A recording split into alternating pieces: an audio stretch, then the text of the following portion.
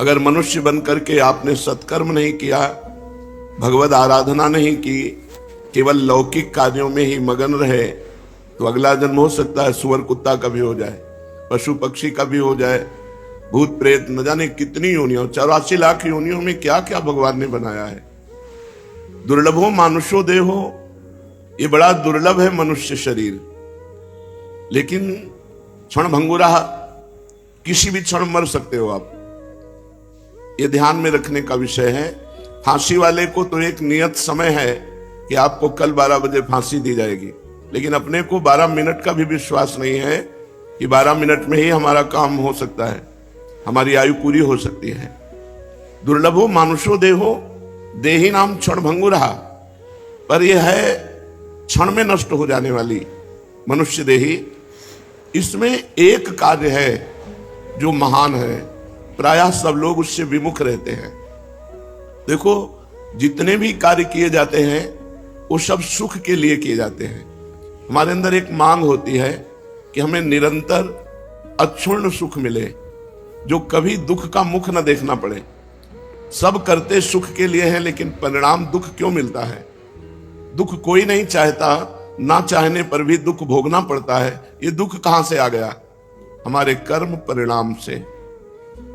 हम जो भगवान, शास्त्र, संत, इनकी वाणी के अनुसार ना चल करके केवल मनमानी आचरण किए, वो मनमानी आचरण पाप कर्म बन गए, और वो पाप कर्म का परिणाम दुख होता है, पुण्य कर्म का परिणाम सुख होता है। हम करते हैं शास्त्र विरुद्ध आचरण, पाप कर्म, तो हमें सुख कहां से मिल सकता है?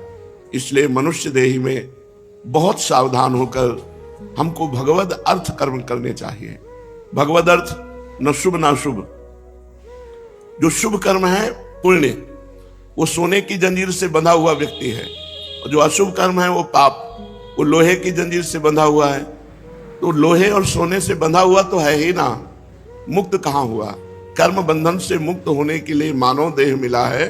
इसलिए सबको सावधान होकर के जो भी कर्म करे शास्त्र सम्मत करे, दूसरों का उपकार करने की भावना से करे, और वो कर्म भगवान को समर्पित कर दे।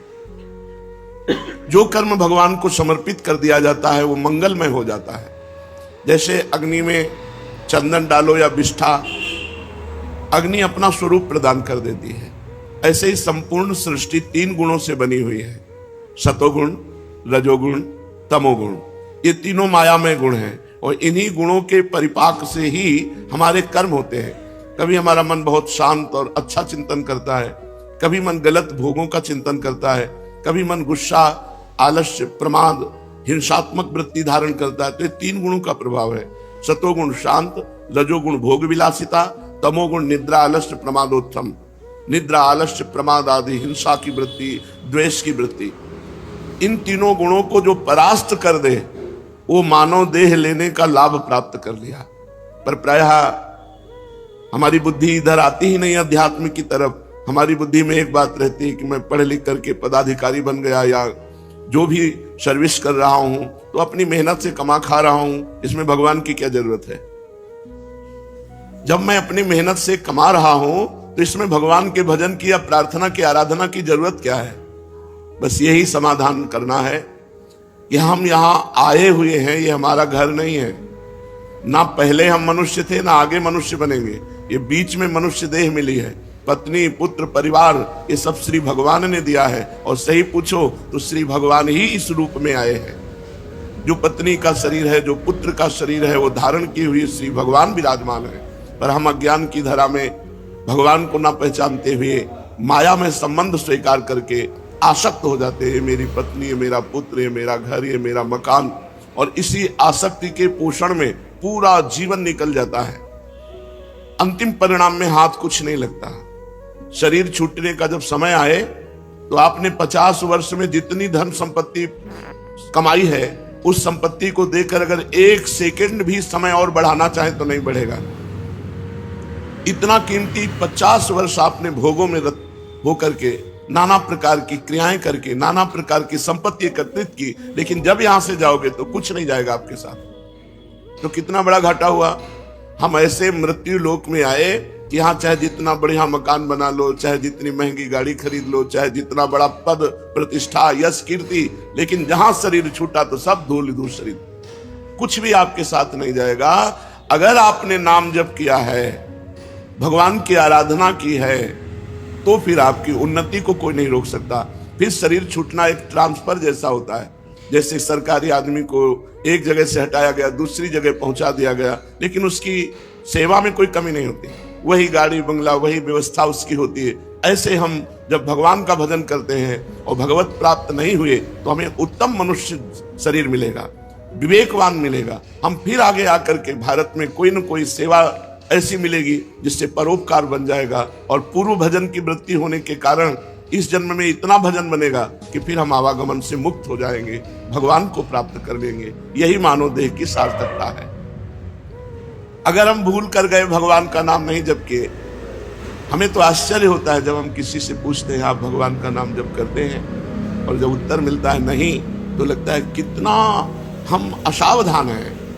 किसी भी समय हमारा सब कुछ छूट सकता है, और जो हमारा पाथेय है, पाथेय माने रास्ते का खर्चा, जैसे हमको विदेश जाना हो, वहां हमारा कोई परिचय ना हो, हमारे पास पास ना हो, हमारे पास पैसा ना हो, और हमको इस देश से निकाल ही दिया जाएगा, फिर बोलो कैसी हमारी स्थिति होगी।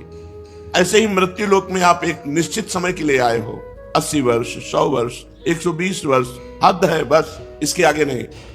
आपको जाना ही पड़ेगा, और यह सत्य है कि एक सुई भी यहां से नहीं ले जा सकते, और यह सत्य है कि भगवान का नाम ही आपको यहां से जाने के बाद सुख प्रदान करेगा। यहां तो सुख प्रदान करेगा ही, यहां के जाने के बाद, अब जैसे आपको पता है कि हमने लाखों करोड़ों भगवान के नाम जप किए हैं, वो नाम आपको यमपुरी नहीं जाने देगा।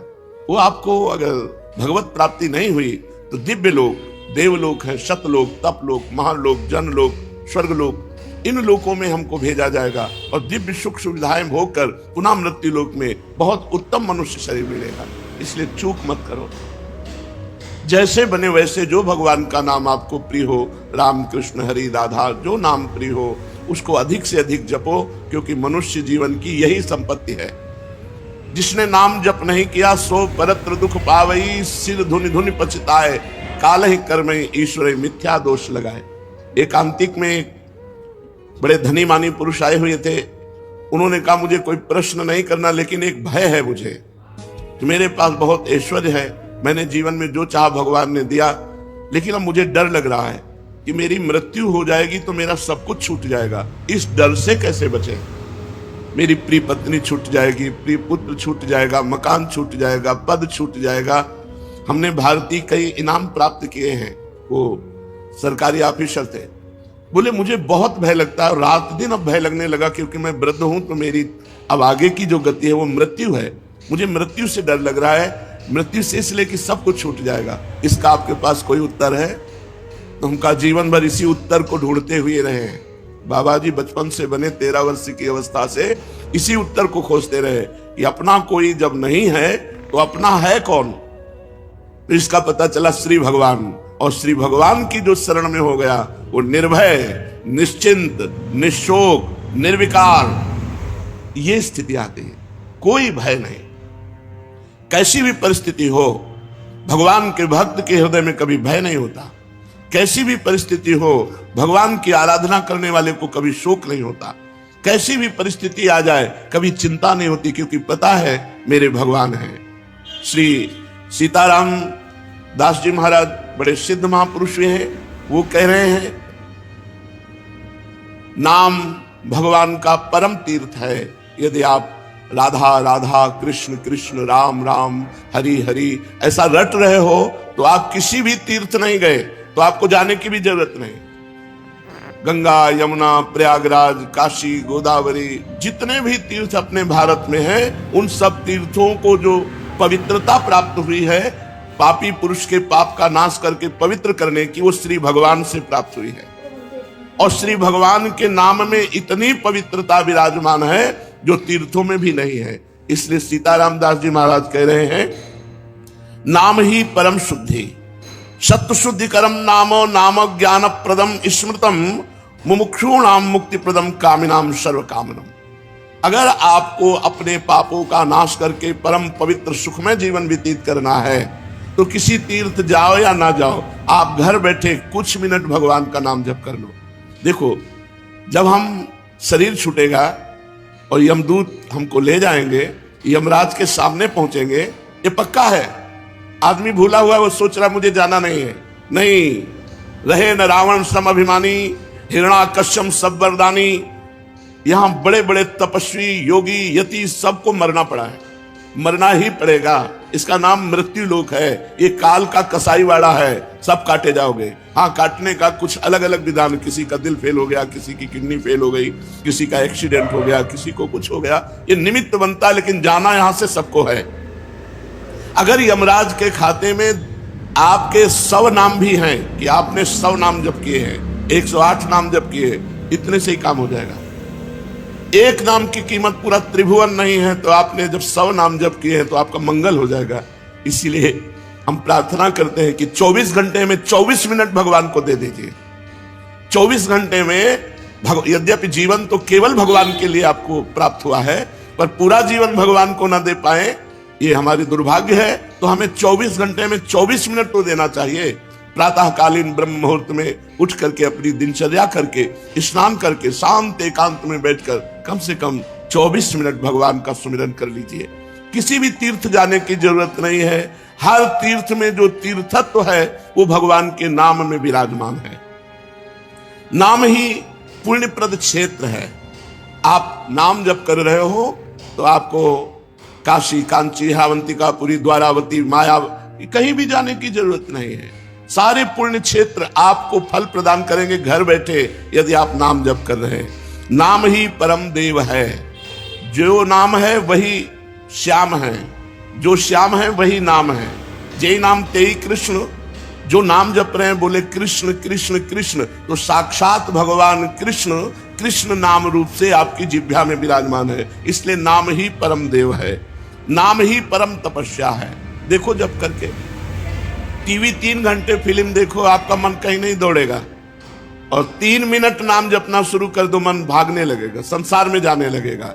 यदि संसार से मन को खींच करके भगवान के नाम में आप लगाते हैं, सबसे बड़ी तपस्या है। सबसे बड़ी तपस्या है मन को संसार से खींच करके भगवान के परम मधुर नाम में लगाना। नाम में अपार सामर्थ्य है। नाम ही परम दान है। यदि आप किसी भूले हुए जीव को ये प्रेरणा देते हैं कि आप 5 मिनट ही नाम जप कर लिया करें, और वो नाम जप करने लगा, तो मंगल तो नाम जापक का होगा ही, लेकिन जिसने नाम की प्रेरणा की, ये सबसे बड़ा दान है। भगवान के नाम से भूला हुआ जो जीव माया में आसक्त है, उसे कुछ मिनट नाम जप करने की आदत डलवा दे, प्रेरणा दे दे, उसका स्वभाव बन जाए कुछ मिनट नाम जप करने का। इससे बड़ा कोई मंगलमय कार्य, इससे बड़ा कोई दान पुण्य नहीं है। नाम ही परम क्रिया है। जैसे क्रियाओं में आता है यज्ञ करना, तो यज्ञ में सबसे बड़ी यज्ञ है जप यज्ञ। भगवान ने स्वयं कहा है, यज्ञों में जप यज्ञ मैं हूं। अगर जप यज्ञ आप बैठकर नहीं कर सकते, तो इसमें तो बड़ी मंगलमयी छूट है। आप अपवित्र हो या पवित्र, अपवित्र पवित्रो वा सर्वावस्थांगतो पिवः यह स्मरेत पुंडरीकाक्षम सवायाभ्यांतरा शुचि। जो भगवान पुंडरीकाक्ष कमल नयन श्री हरि का स्मरण करता है, वो बाहर और भीतर दोनों जगह पवित्र हो जाता है। आप मानो स्नान नहीं किए हैं तो भी आप बैठ करके सोफा में, कुर्सी में, जैसे बने आपको, अगर आप हरि हरि, राम राम, कृष्ण कृष्ण, राधा राधा राधा ऐसा रटते हैं, तो आप परम पवित्र हो जाएंगे, भीतर से भी और बाहर से भी। इसलिए यज्ञानाम